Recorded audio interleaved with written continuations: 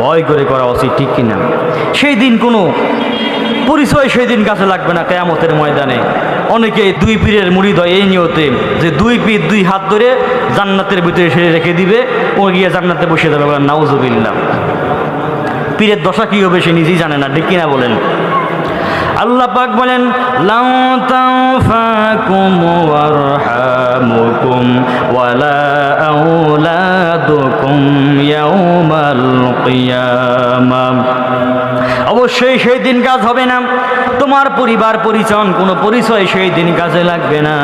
ইয়াউমা ইয়াফিরুল মারউ মিন আখিহি ওয়া উম্মিহি ওয়া সাহিবাতিহি ওয়া বানিহি।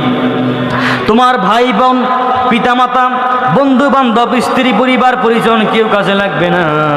সেই দিন আমল যদি ভালো হয় ফয়সালা ভালো হবে, আমল খারাপ হলে কোনো পরিচয় সেই দিন কাজে লাগবে না।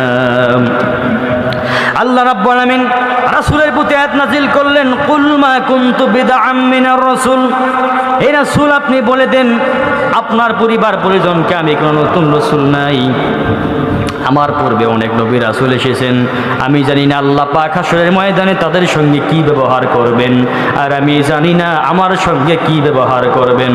আয়াত নাযিল হওয়ার পরে আল্লাহ রাসূল সাল্লাল্লাহু আলাইহি সাল্লাম তার মেয়েকে ডাকলেন, জামাইকে ডাকলেন, নাতি নাতনি স্ত্রী সবাইকে, পরিবার আহলে বায়তকে ডাকলেন, ডেকে বললেন, ও আমার মেয়ে ফাতেমা, কিয়ামতের দিন মুহাম্মদ সাল্লাল্লাহু আলাইহি সাল্লামের মেয়ে এই হিসেবে কোনো নাজাতের ফয়সালা হবে না। ও আমার জামাই হযরতে আলী, কিয়ামতের দিন মুহাম্মদ সাল্লাল্লাহু আলাইহি সাল্লামের জামাই এই হিসেবে কোনো নাজাতের ফয়সালা হবে না।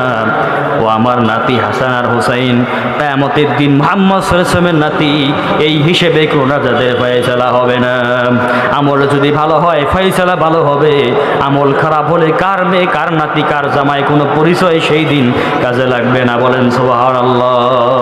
তাহলে রাসূলের জন্য যদি এই অবস্থা, তাহলে আপনার আমার জন্য কি কোনো পরিচয় কাজে লাগবে?